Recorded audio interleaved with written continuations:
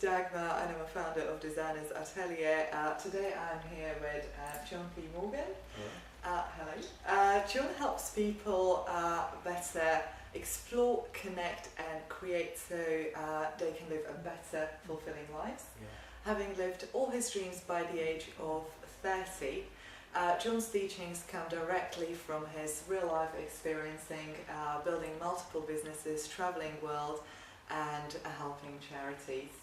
So John had kindly accepted to come and speak at Transformative Art of Design Philosophy at the evening which we had devoted to Viktor Frankl. That's right. Okay. So why Viktor Frankl? I think, well, it's one of my favorite books, The Man's Search for Meaning. I love this idea that, I think the essence for me, what I got from his book is that we, the purpose of life, the meaning of life is to create meaning in life. And that there's not something we have to go out and find and discover, but that by creating something we care about, that is the meaning, it is the essence of life. And it's so much simpler and so much more empowering to know that, like, well, I don't have to find meaning, I can create it. And that really syncs up a lot with kind of my whole philosophy on helping people find their passion in life or whatever. I always say passions aren't discovered, they're grown. So it's something that you create instead of maybe finding a book or there's some kind of workshop or course or something like that. So create and evolve. Yeah. Okay. Create and evolve and grow. Right. How did your own journey of self-discovery started? How did it start? Well, the first thing that pops into my head when you ask is I studied abroad when I was at university. I was studying physics in Rhode Island in America. And I just got the idea to study in Sydney, Australia for a semester. And having never traveled further than 50 miles from home on my own, going across the world as far as I possibly could to Sydney was quite an adventure for me. I think I was about 19. Yeah. And it gave me a whole new perspective of the world. Having seen it from outside the American borders and perspective, it was like mind-blowing. And I just got hooked on travel.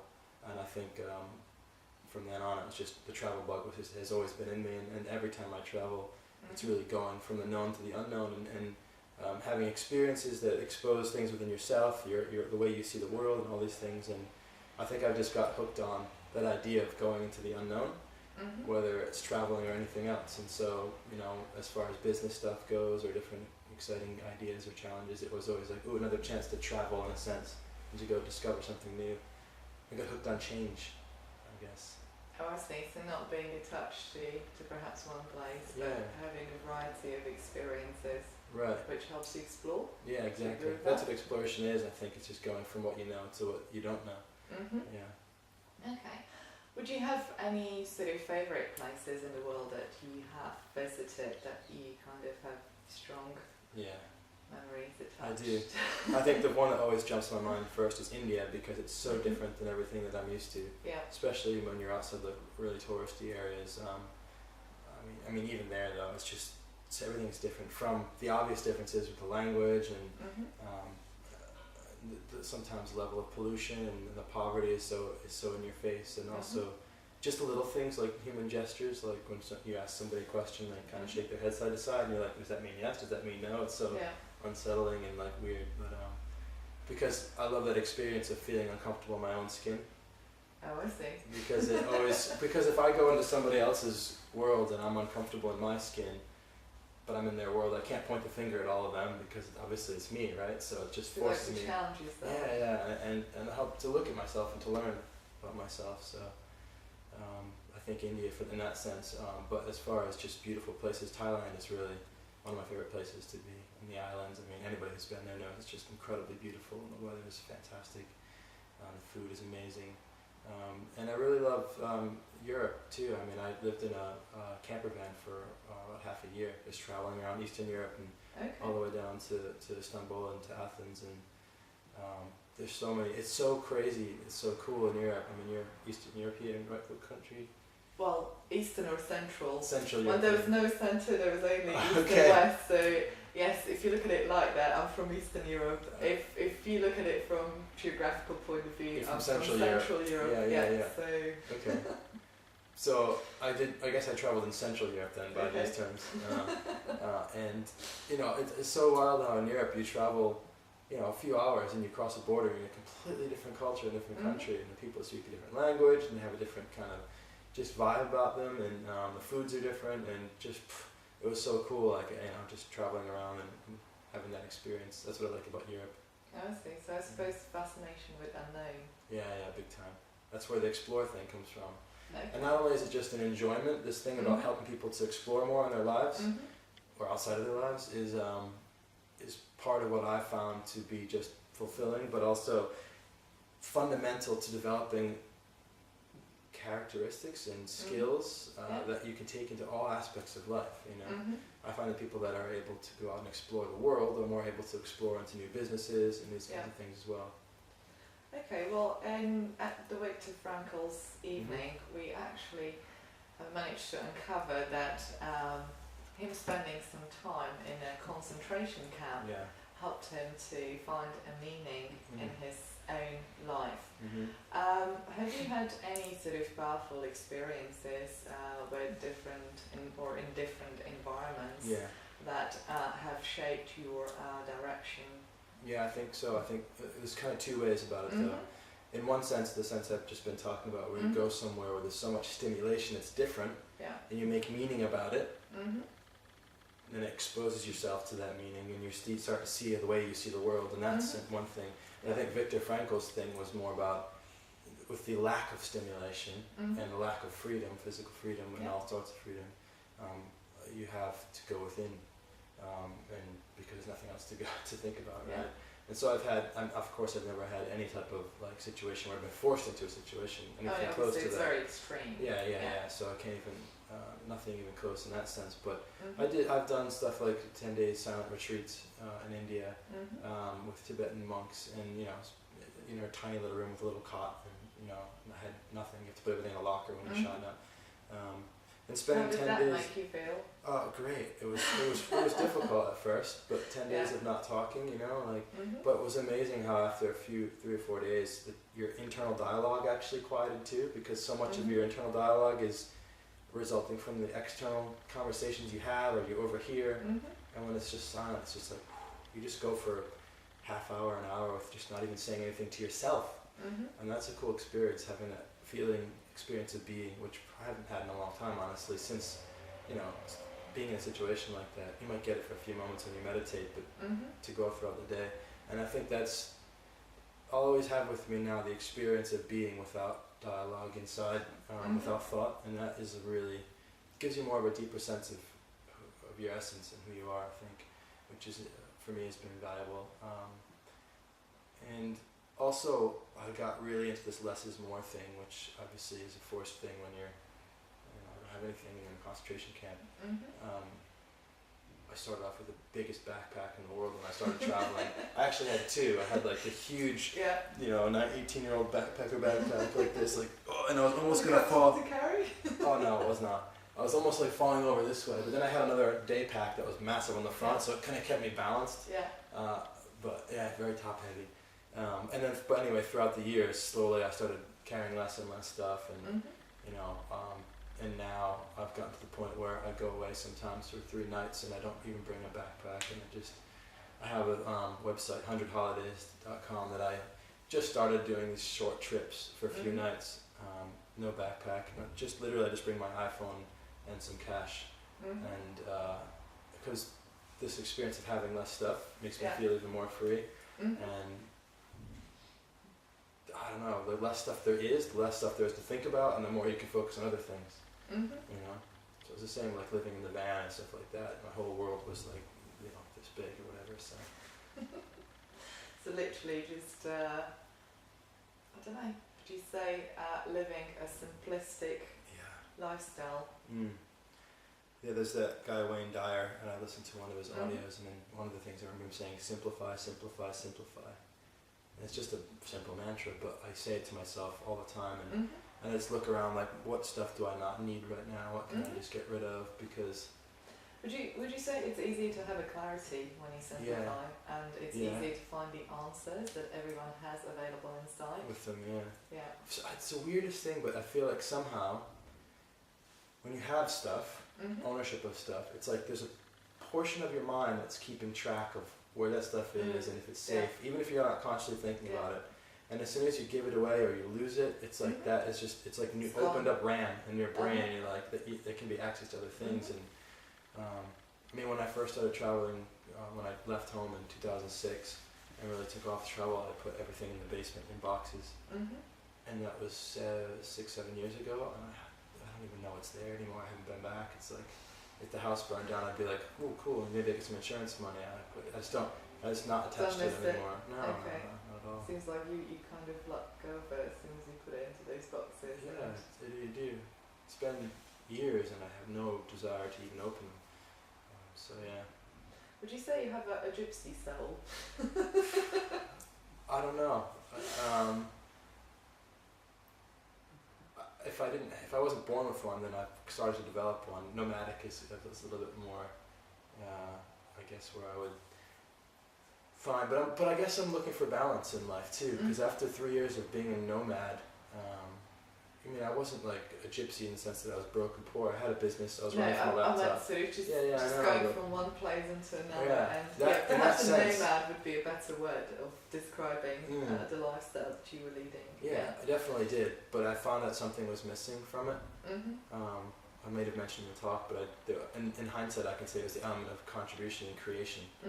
I was exploring, I was connecting with people, but I wasn't creating anything in my life, or for the world, I should say, with enough to fulfill me. So that's why I decided to stop traveling and move to London and start building something. And now travel is still a part of my life and becoming more of my part. I'm just looking for that balance. Balance where you kind of have a base, but at the same time go on and nomad with a base. Explore. Nomad with a base. Okay, that's great. I like that. Okay, well, in my research I also managed to find out that the greatest breakthroughs again were associated with something that was perceived unpleasant or painful. Yeah.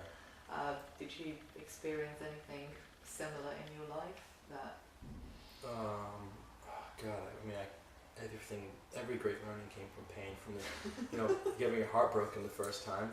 You learn the most about love and relationships and yourself when that happens. I think that's the essence of why I like to go places that make me uncomfortable, right? Because it's that discomfort that shows you who you are and forces you to learn. Because it's the only way out of that discomfort is to have a new perspective. I can't say that this has been any time. So I'm just thinking in the context of concentration camps, so obviously nothing compares.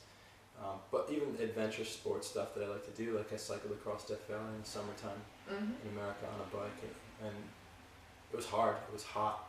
And it was doable, but in hindsight, having done that was like it just helps you with your confidence, I guess. And you're like, what else can I achieve? It raises the bar of what's possible. So that kind of stuff, I think.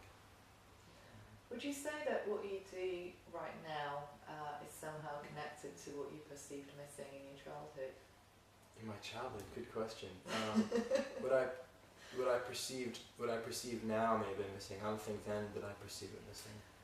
I don't know. I never thought about it that way, because I thought about it in the opposite way, where are the patterns and the things that I loved when I was a kid being played out now. And in that sense, for sure. I used to love going exploring in the woods behind my house, in the forest, building tree forts, creating things. And it was always like, how much further can I go in the woods? Like, I'm not supposed to go that far. I want to cross that little stream. I mean, that's part of me. I don't know. I mean, connection, maybe there's part of it, because when I was really little, like in 4th grade, I moved towns and I got picked on a lot for a few years. And I wanted to be like the cool kids and have lots of friends. And then as I got older, I started to become very social and I had lots of friends. And so maybe that was a moment in my life where it was this shadow kind of living itself out now. I don't know, It's interesting when I think about it. Just an example. Yeah. Okay, the other thing that I would like to ask is, Frankl in his work also mentioned a term, Sunday neurosis. Did you personally come across that? Maybe, but I don't remember. So he says that once the working week is over, Sunday neurosis. That's correct. People experience emptiness in their life because they usually find themselves in an arrangement which is repetitive for years and even decades. Yeah, for sure. how would you perhaps present this idea to someone who lives an everyday life and doesn't really feel that, you know, there's something special for him to do in his life? I would just like, every once in a while I have appointments early in the morning in London, and I have to get on the train, the subway, the underground, at the same time as the morning commuters. Yeah.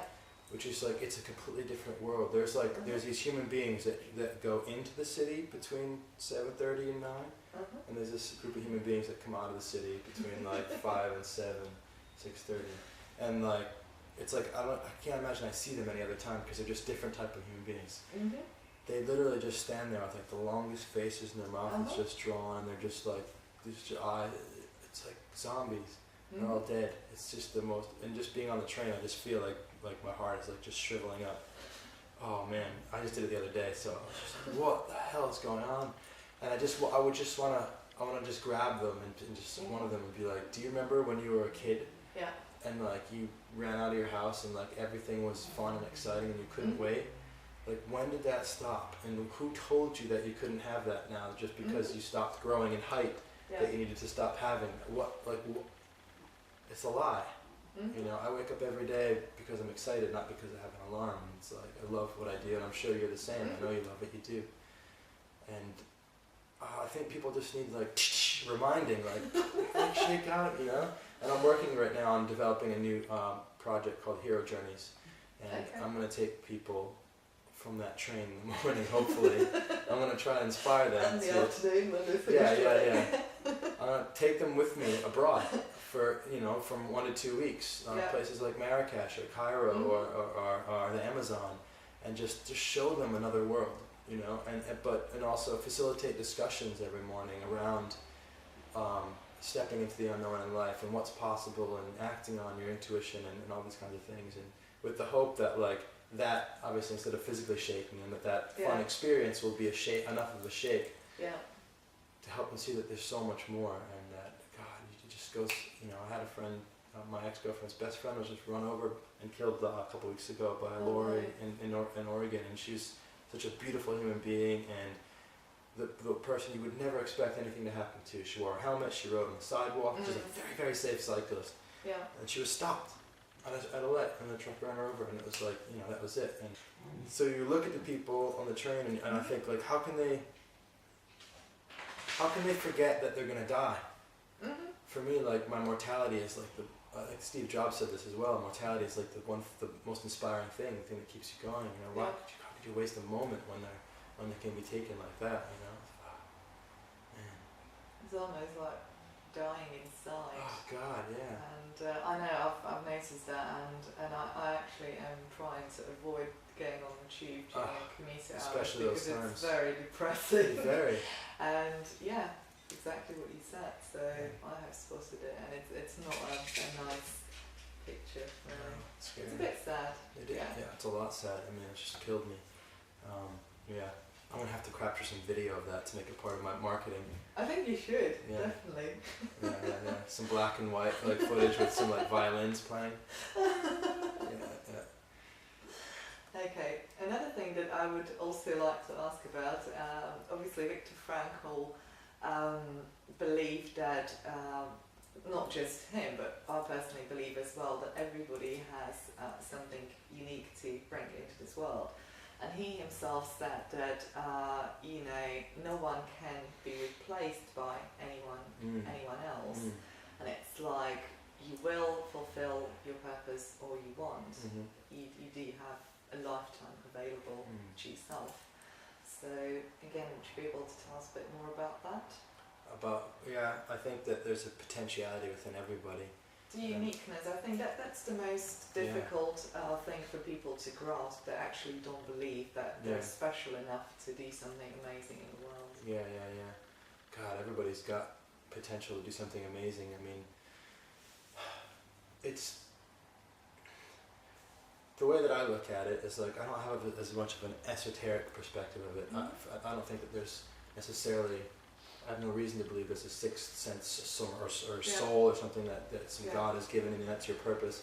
But what I think is the case, my physics background, But what may be the case for me, which works for me, is that, you know, you're born into this world with certain genetic predispositions, and you have certain experiences at a young age, and your neurology start to get pattern built up from a very young age. The way that you're handled with your parents, the experiences you have, all these things start at the beginning of pathways.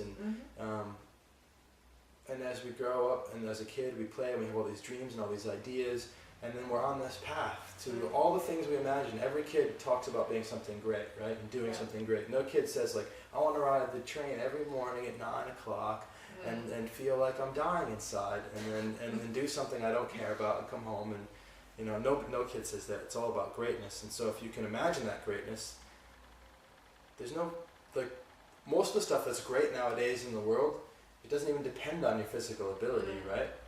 You know, so even if it's like, I want to be a super athlete, if, you know, maybe if there's a physical limitation, if that could be overcome, but most of the cases, there's so little evidence as to why anybody couldn't be great. You know, like, it's just, to me, it's so unreasonable to say that I couldn't be amazing.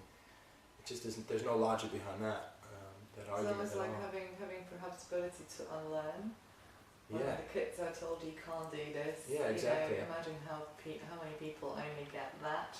You know, just it's almost like, I personally feel that when I was growing up, I was at school, I was pigeonholed. Then you go and get a job, and then they're trying to pigeonhole you again.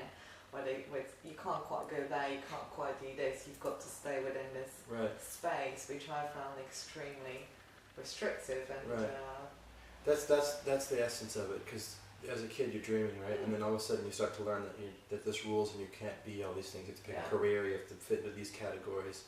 And I think, again, travel for me shows me that everything, the way I see the world, is wrong. But holy shit, wait a minute, all the stuff that I thought was told to me by my country, by my parents, by my school, and so if that's not true, you know, then what else isn't true?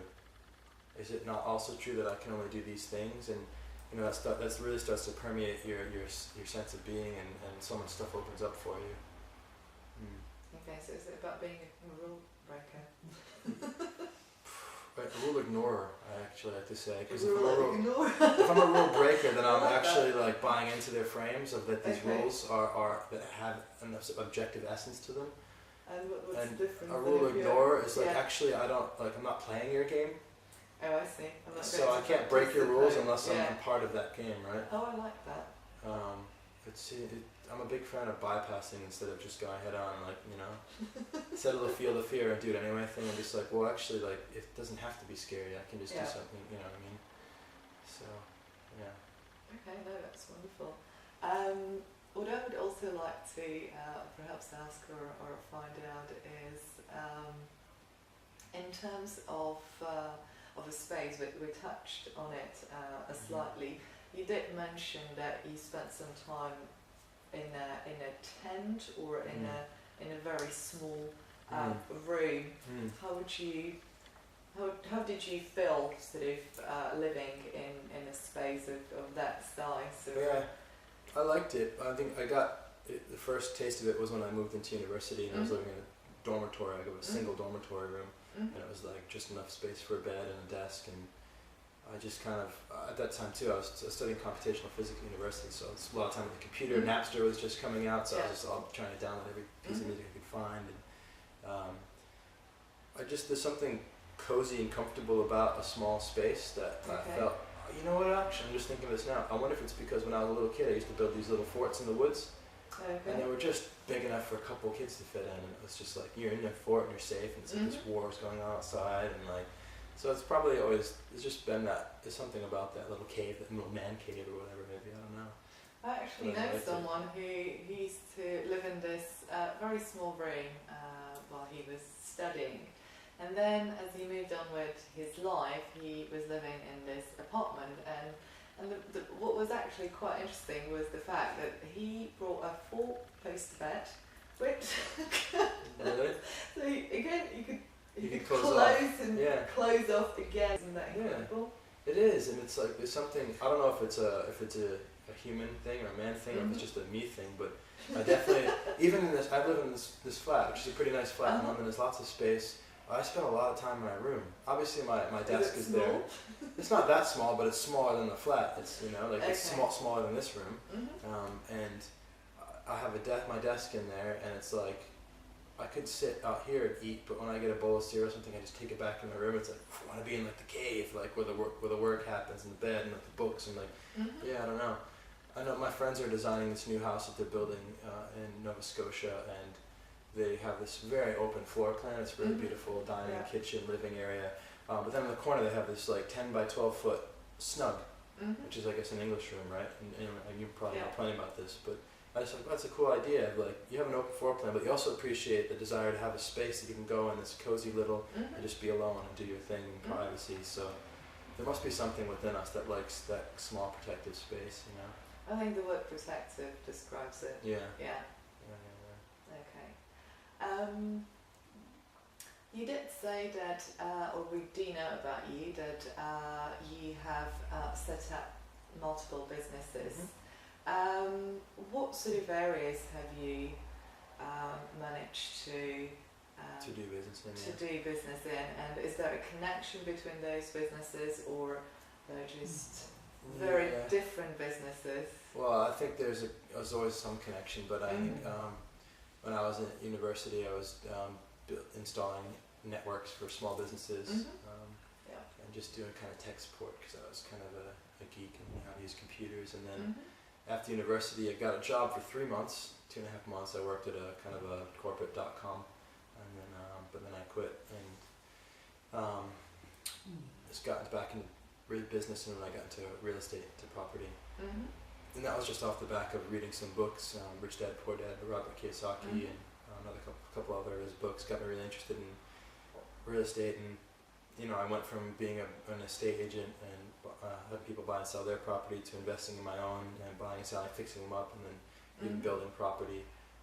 And then after a few years of that, I cashed out and took off and traveled. And while I was traveling, I'd always done websites as a hobby. So I started helping out some friends who were making a media company, and we actually grew that quite large, and even from the backpack. And I had a team of developers working for me. So I guess the real estate company and the IT company and the web and IT obviously overlap. And then from there, having traveled and done those businesses is when I came to London and started doing personal development training and workshops on, living the life that you want, human connection, obviously a big passion of mine. So I work with people in business that are looking to connect and grow their network, people, also single people that are looking to connect and find a relationship, men and women. Is that the business that is taking up most of your time? The Magnetic Man with my girlfriend Kalpna is taking up a lot of the time right now, probably 60-70% of the time. And then the rest of my time is really mostly focused on creating hero journeys and a little bit of work with charities still as well. So why Magnetic Man? So it really evolved, or like just almost by accident. I was doing workshops, and a couple of guys would come out. I was doing workshops on communication. A couple of guys, single guys, would come out looking for tips on talking to women, and so I started running workshops more geared towards that, and it really just started to snowball. And guys liked what I had to say, and as a result of doing workshops every Tuesday for a year, helping hundreds of guys, I just developed concepts and ideas. And then I met Kalpna, and she was working with men in intimacy, both married and single men, helping them with their intimacy, just coaching them. And we had a lot of common kind of ideas, and we came together and we just decided to create the brand, the Magnetic Man. And obviously from there, it just worked so much better having a man and a woman giving an opinion instead of just the guy. The perspective from both genders. It was more well-rounded. And it's really come together, and it's powerful, because she's so open and so feminine, and she shares with the guys in ways that are really helpful to them, and I give them a lot of insights about connecting. And it's a lot of fun actually. I love doing the workshops. It's just awesome. All the guys that come too are such great guys. We've had a couple women in the room a few times for different other speakers, and they're always blown away when they're like, "Wow, I got to raise my standards now because the guys are so great." Because our thing is attract through greatness. So it's for single guys who are looking to meet somebody to get into a relationship with, but they come in with that kind of intention. But then the whole point is to shift their focus towards just being a great guy. What do you have to give to the world? What do you have to create? Have purpose. We're work on your character, and all the stuff, including women that you want, will be attracted to you. So it's a lot of fun. It's a lot of fun, but I believe that London can be a sort of a lonely place for people that have been single for quite some time. And I have friends myself, both male and female, that have been single for years and years, sort of complaining how difficult it is to meet someone in. How many people are there in London? 8 million? Over 8 million? Yeah, it can be difficult, but it doesn't have to be. It can also be very, very, very easy. And I find that most people who say it's difficult, number one, they don't know what they want, and number two, they're not taking the kinds of action they need to take to create, not get or acquire, but to create the life and the relationships they want. You have to be proactive in an environment where there's so much. You know, you grow up in a small town where there's like 5 guys and 5 women. It's like, well, I'm going to marry one of the 5. Yeah. But if you go to a big city where there's millions and everybody's got options, it's like if you want to attract attention, you have to do something about it. You have to, like, you know, make some noise in the world. You know, so yeah, that's what we challenge yourself, I suppose. That's the word that you have used. So you're helping them to challenge themselves, perhaps in an environment, so they can succeed or find what they're looking for. That's right. Yeah. Okay, so the words that you have mentioned or keep on popping up are explore, connect, and create. So can you explain this? Can you say mantra to us? Yeah, I guess so. It is becoming a mantra for me in a sense. Explore is what I've been saying, like going from the known to the unknown. Going into situations where the potentials within you, the passions that maybe you've forgotten, are exposed to you, because you're forced to look at the way you see things, the way you're acting, and all of your unconscious beliefs are just coming out in your face because of the interactions you're having, unexpected things. Some people are so resisting the change; they're scared of it. They won't even see it, right? I know, and this, you know, when I used to travel, I had a girlfriend at the time, and we used to debate about. I used to say travel is the best thing, it opens people's eyes, da da da. And she'd say, not everybody. And I was like, what are you talking about? And she actually convinced me and made the good point that some people will go to the other side of the world, they go somewhere completely different, and it's like they're just going to the zoo and they don't even have any shifting experience, and they just go home and they have pictures and like nothing changed. And that's also some of the reason why I want to do this Hero Journeys project, because I want to not only take people to a place that's unknown, but I really want to help facilitate an experience where they really open. And they see what they're seeing. You can go inside. Yeah. And so it's not just like, oh, taking pictures so I can bring them back home, but it's like, holy crap, wow, I'm uncomfortable right now because, not because they're doing it wrong, but because I'm seeing it in a way that I think is wrong, and I'm feeling that, but it's not wrong. And that experience of shift in meta perspectives, perspective of perspective, is for me one of the most important skills in developing your mind and growing as a person. So for me, explore is all about that. Okay, so now the second word is connect. So you touched on that word. Yeah, coming to London, I thought I had skills that could pay the bills, and like I could just build a business, right? Yeah, I'd done it twice already. I thought I'd be like, I was moved to a new country, I built a business, no problem, had money in the bank. 2 years later, so what happened in London? Nothing basically. And I started trying to do business here and stuff. I didn't know anybody. I literally I didn't have a friend, a cousin, anything. A couple of years went by. I'd spent all my savings, and I went into debt, and it just wasn't working. I was like, what the hell happened? I thought I could do this. And then I looked back at all my stuff that I had done before, and I realized that like all the stuff that I thought that I did on my own, it wasn't at all about me. It was about my huge network, the friends that I made, my social circle, like all the people that invested when I found the property, or taught me how to sell, or like hooked me up with this thing or that potential deal or that deal, and my friends that had the media company. I was just in the right place at the right time with the right connections. So I shifted my focus in London to just building up my connections. And it was like I held the intention in mind and desire to grow what I was doing, but focused on connections and relationships, and everything started to take off from there. And it was like, obviously, you know, geez, why didn't I notice that 2 years ago? But, man, where I would have been right now if I had focused on that. Well, that's the thing, right? Yeah. That's how it works, though, doesn't it? But that's your own journey is unique to you, and you know, we do learn from our own experiences. I wouldn't use the word mistakes. And the third one is create. So Now that you have a base. Yeah. But for me, create is about realizing that in this world we can either lead from within, or we can follow other people who are leading from within themselves. And in every moment, whether it's like where we're going to go for dinner tonight, or what movie we're going to see, or what am I going to do with my life, or what am I going to do for art. Experiences on Creating experiences, basis, really. But also being a creator in the world too. One of the foundations for me of human connection is the whole give and receive idea, the classic thing. But also that works with the world. If I want to connect with the world, meaning I want to, make my stamp on the world, make my mark on the world, or get stuff from the world. If I want the world to give me money, or I want the world to give me whatever it is, I need to give to the world first. And for me, the way to give to the world is to create something in the world. Bring the ideas you have in your head into fruition, make something. Will be of service. Will be of service to humanity, or to the planet, or to something, and then that world, the universe will give back to you. It's just how, that's how everything works, right? You give and you receive. So for me, creation is about that. And also I find it to be the most fulfilling thing, is to create too. At the beginning I also mentioned that you've been involved with different charities. Has the charity work started in the UK, or you've been doing it back in America, or travelling? While traveling, it's very specifically, it started again by accident. My friends that were doing the media company, our client base was charity focused, because they wanted to work with charities, so I was like, cool, whatever.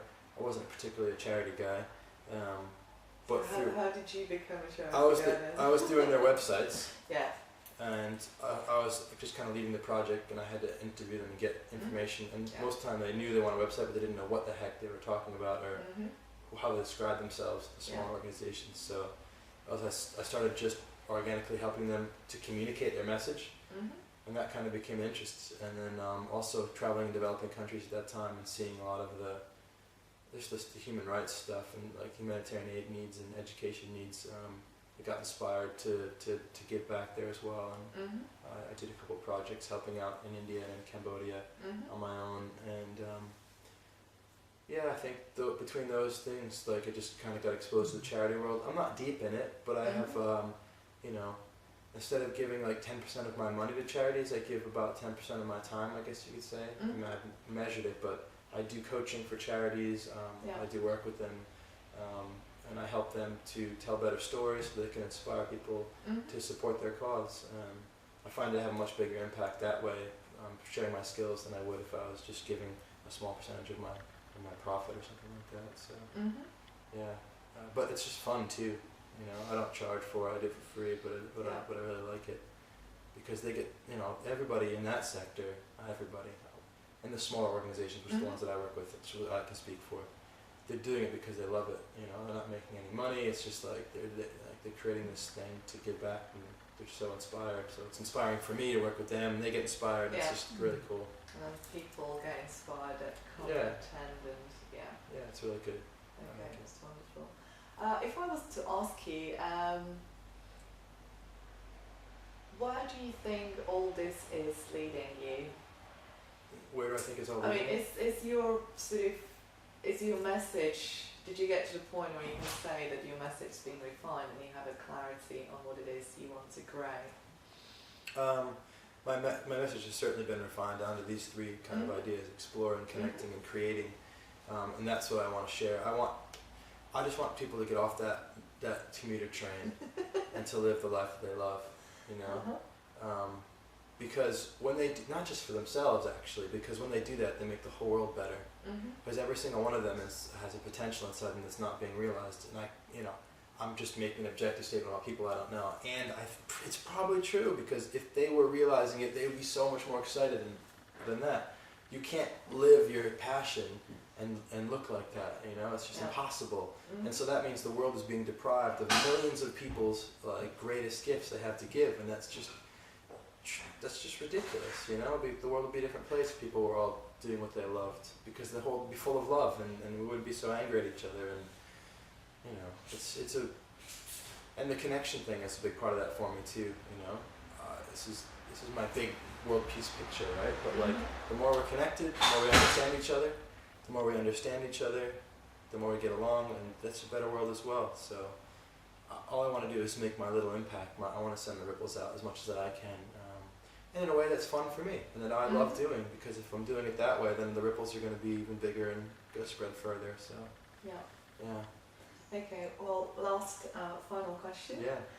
Now this is your opportunity to share your a message with the humanity. What would you say to people? My message. Yes. Get off the train. Okay. Get off the train. Step into the unknown. You can fix the camera. Do stuff that is different than you're ever used to doing.